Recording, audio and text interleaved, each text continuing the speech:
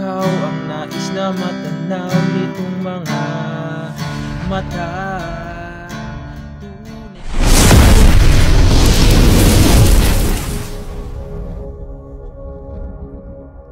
Hello mga ka-idol! So ngayon meron na naman akong ituturo sa inyong magandang kanta. Ang title pala nito ay yung Sana Kahit Minsan by Ariel Rivera. So napakaganda ng kanta na to mga ka-idol. Medyo old song nga lang siya, no? Pero napakaganda niya naman tugtugin. So dito muna tayo sa kanyang strumming pattern. So yung strumming pattern natin magiging dalawang klase, no? So yung una, ganito muna.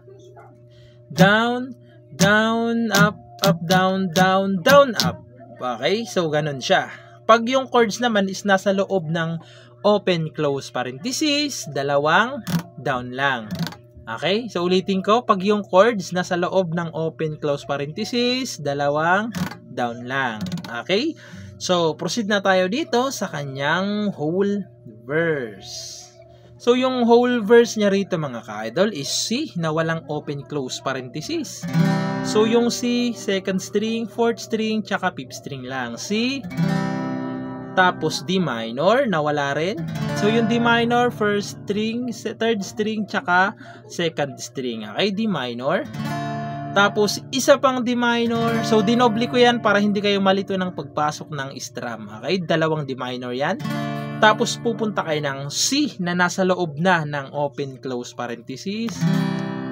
Tapos, C7. Yung C7 mga ka-idol, di man nakasi kayo, ipitin nyo lang itong third string. Okay, third string sa third fret. Ayan, C7 na siya na nasa loob ng open, close parenthesis.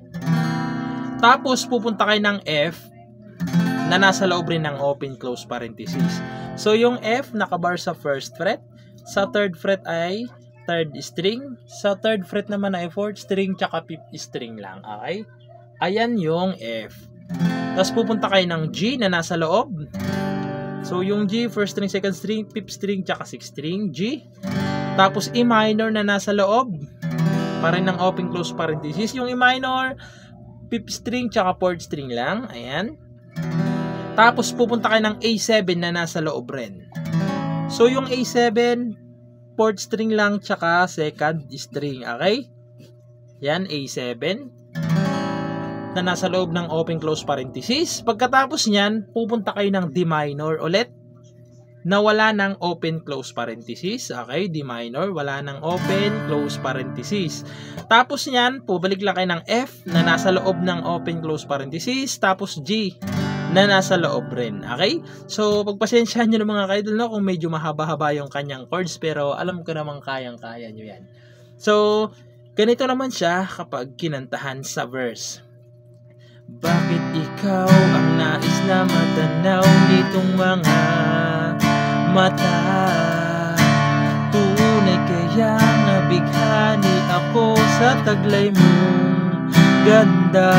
Nais kong marinig malamyos mong tinig. Nasa aking aliw at tila ba ito'y hulog man ng langit. Tapos, verse 2 muna. Okay, magbe-verse 2 muna kayo. So, same lang naman yan, pang whole verse na to. So, verse 2 muna bago chorus. Okay? Kung natapos na kayo ng verse 2, papasok na yung chorus. Doon sa part na, sana kahit minsan.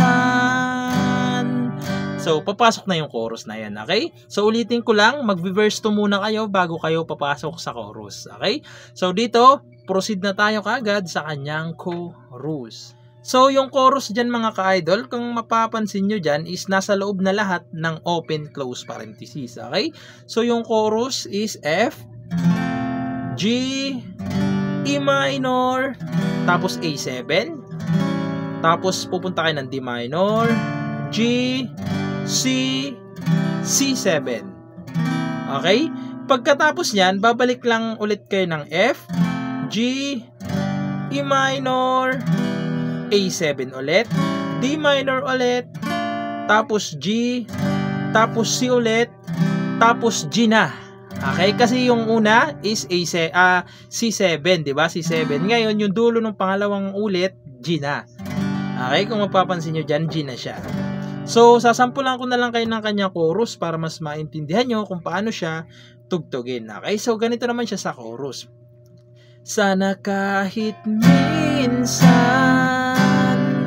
ay mapansin ako, malaman mong kita'y mahal at yan ay totoo. Huwag mong iisipin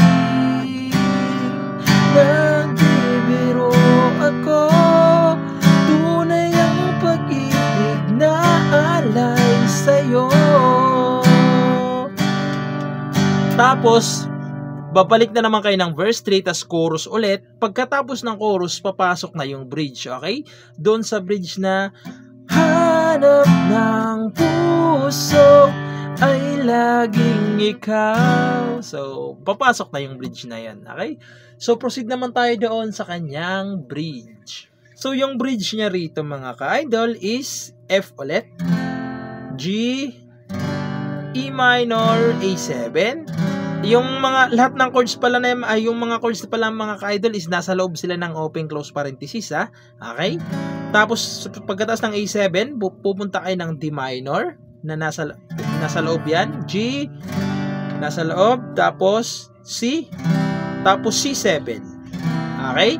Pagkatapos yan, pupunta naman kayo ulit ng F, G ulit, E minor ulit, A7 ulit, tapos D minor, tapos G, tapos C na walang open close parenthesis. Okay? So itong dulo na silang yung walang open close parenthesis. Okay? So sasampulan ko naman kayo ng kanyang bridge para mas maintindihan nyo kung paano siya tugtugin.